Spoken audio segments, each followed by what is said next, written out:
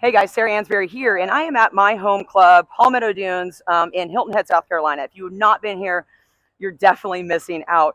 But we are a pretty busy facility, and this is kind of reminding me of a few etiquette tips that are extremely important. Okay, so when you look around my facility right here, we do have some fence and some not. Okay, and that's okay. We see that in a lot of places. So a couple things that we want to remember, especially if you are at a club like this. Do not walk across people's courts. It's just common courtesy to make sure you're looking at all the entrances and exits so that you're not interrupting people and crossing someone's court. And especially if you're at a club like this, we have 4 courts that we use just for teaching, and it's very common people try to go cross behind us. Well, here's the problem with that. Not only is it distracting for the people that are taking the lessons, it's dangerous.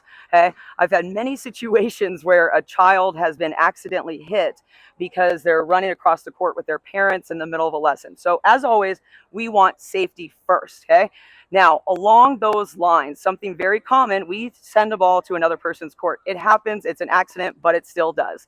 So do you want to call ball and tell them or not? Here's the tip.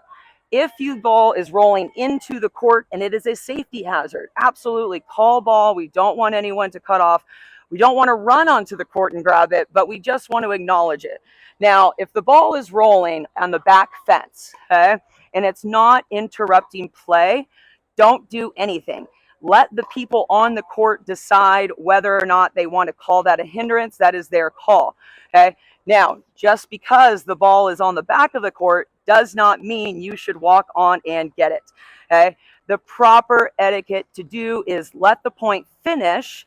Okay. And if someone can get you the ball, that is the ideal. If it's only a couple feet in, we can absolutely grab it. But remember, it is a safety thing, and it's common courtesy and etiquette to allow people to play in their space and not interrupt their games. Okay, so remember these 3 things anytime you're at a public park or a facility, especially if you have somewhere that they're teaching lessons and court rentals. Remember, those people are paying for their time, so when you cross their court, that does interrupt them. Have fun with these.